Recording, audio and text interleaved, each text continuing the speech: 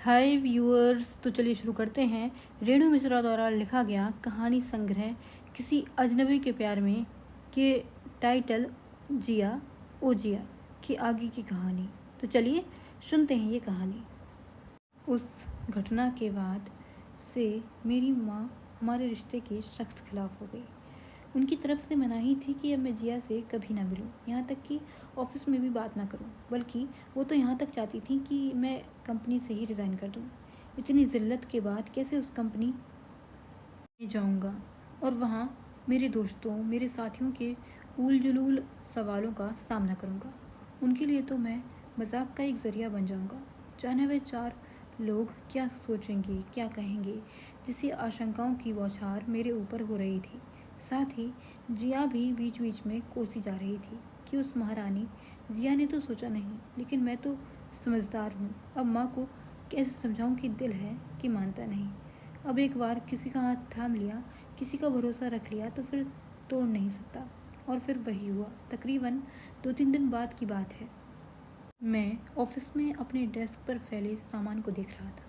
मन की तरह वहाँ भी वैसी ही उथल पुथल मची हुई थी। न मन सही हो रहा था और न डेस्क साफ। पेपर बोर्ड को घुमाते हुए बार बार मोबाइल की स्क्रीन देख रहा था कि तभी स्क्रीन चमक उठी और नोटिफिकेशन में जिया के मैसेजेस देखने लगे। तुम ठीक हो और घर में सब ठीक है? क्या तुम मुझसे मिलने आ सकते हो? मैंने सभी सवालों का एक ही जवाब दिया, हाँ, और पूछा कि कहाँ मिलना है। वो ऑफिस के बाहर ही खड़ी थी। वह उस घटना के बाद से आज बाहर निकली थी और बहुत ही हड़बड़ी में लग रही थी। उसने मेरा हाथ पकड़ते हुए पूछा, क्या तुम मेरे साथ ऋषिकेश चल सकते हो? ऋषिकेश? मैंने बहुत हैरानी के साथ पूछा, लेकिन क्यों? हाँ, क्या हुआ? ऋषिकेश क्यों जाना चाहती हो तुम? तुम ठीक तो हो ना? हाँ, मैं बिल्कुल ठीक हूँ अभय, लेकिन मुझे जल्द से जल्द वहाँ पहुँचना है। उसने अपने माथे का पसीना पोंछते हुए बताया। मगर क्यों? मैंने अपने क्यों पर जोर देते हुए उससे पूछा। उसके बाद जिया ने जो बताया वह किसी बुरे सपने से कम नहीं था। उसके सीने में जो राज दबा था, जो उसको डर के साथ जीने पर मजबूर किए हुए था। इतने दिनों की मानसिक जद्दोजहद के बाद जिया ने उस पर काबू करने का मन बना लिया था।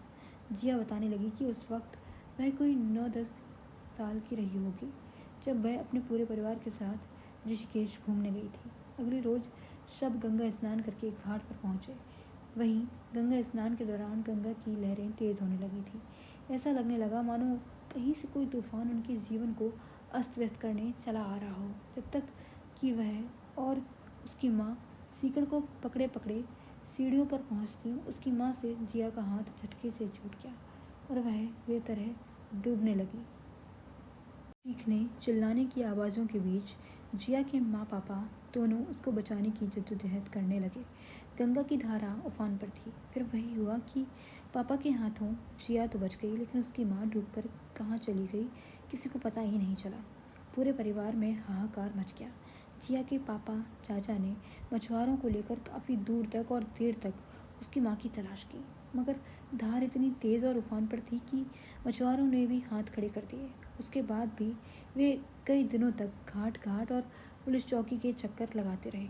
माँ के जाने के बाद से उन्होंने जिया का चेहरा तक नहीं देखा।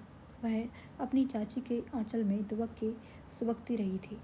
फिर एक रोज़ खबर आई कि दूर कहीं गंगा से कूड़ा करकट अलग करने वाले जाल में कोई शव अटका मिला है। सुनते ही सबकी जान मुंह को आ गई। इतने रोज़ से जो जिया के पापा बेसुध से बिना खाए पिए बस दर बदर उसकी माँ को खोजने में लगे हुए थे, उस दिन हताश होकर एक कोने में बैठ गए।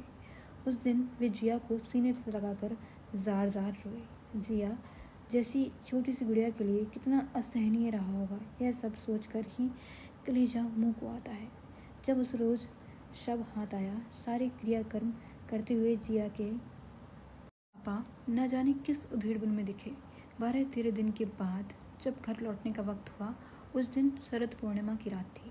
गंगा आरती में जाने का किसी का मन तो नहीं था, लेकिन जिया के पापा ने सबसे कहा, जाने से पहले एक बार मैं वहाँ जाना चाहता हूँ। जाने फिर कभी यहाँ लौटना हो या ना हो, सबको उनका मन रखने के लिए उनकी बात माननी पड़ी। शाम का समय था।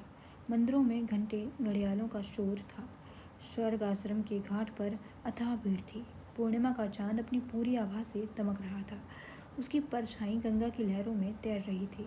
आरती का गान और ढोल मंजीरों के तान के बीच जिया अपने पापा का हाथ पकड़े खड़ी थी। आरती के दीप इतने जगमगा रहे थे कि जिया उनसे नजरें नहीं हटा पा रही थी। उनके चाचा चाची गंगा आरती करने में मगन थे और वह यह सब देखकर बड़े दिनों बाद खुश हुई थी। वह भी सबके साथ तालियां बजाने लगी। ज्यों ज्यों शाम ढल रही थी, गंगा की लहरें और उफनती जा रही थीं। तभी जिया क्या देखती है कि बीच गंगा में झिलमिला रहा पूर्णिमा का चांद अचानक कहीं अदृश्य हो गया। उसने यह दिखाने के लिए जैसे ही पीछे पलट के देखा तो उसके पापा भीड़ में उसे छोड़ कहीं दूर निकले जा रहे थे। वह समझ ही नहीं पा रही थी कि आखिर क्या हो गया है। वह पापा पापा चिल्लाते हुए उनकी ओर लपकी, लेकिन दर्शनार्थियों की अथाह भीड़ में वह जिया की नज़रों में ओझल होते चले गए और वह उस आपाधापी में कहीं गश खाकर गिर गई। बहुत दिनों तक उसे होश नहीं आया। उस हादसे के बाद उसके चाचा ने भी अपने भाई को ढूंढने की खूब कोशिश की, लेकिन हासिल कुछ भी नहीं हुआ। वह भी जिया की माँ की तरह समय के भंवर में कहीं खो गए थे या फिर उन्होंने खुद को कहीं गुम कर लिया था। जिया यह कभी नहीं जान पाई।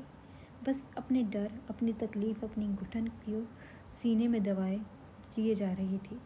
वह अपने डर को छुपाने में जो भी हरकतें करती, दुनिया को कभी वह उसकी नादानी, कभी शरारत और कभी बेहयाई लगती।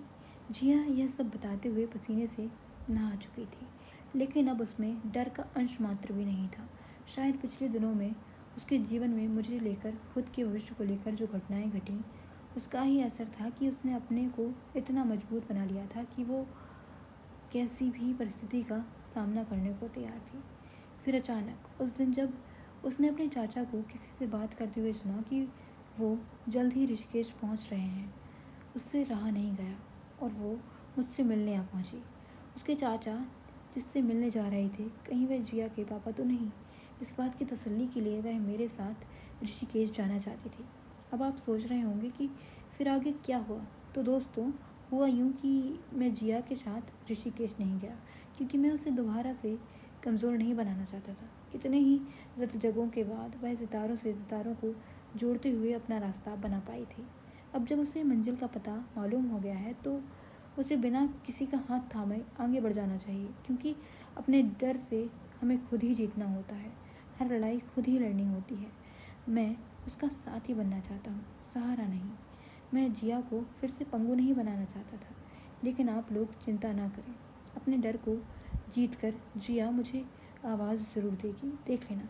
अरे नहीं नहीं, मैं डरा नहीं हूँ, सच कह रहा हूँ जिया। ओ जिया, तुम जल्दी आना। इसी के साथ ये कहानी समाप्त होती है। तो चलिए मिलते हैं कल इसी कहानी के संग्रह की अगली कहानी के साथ। Thank you for watching.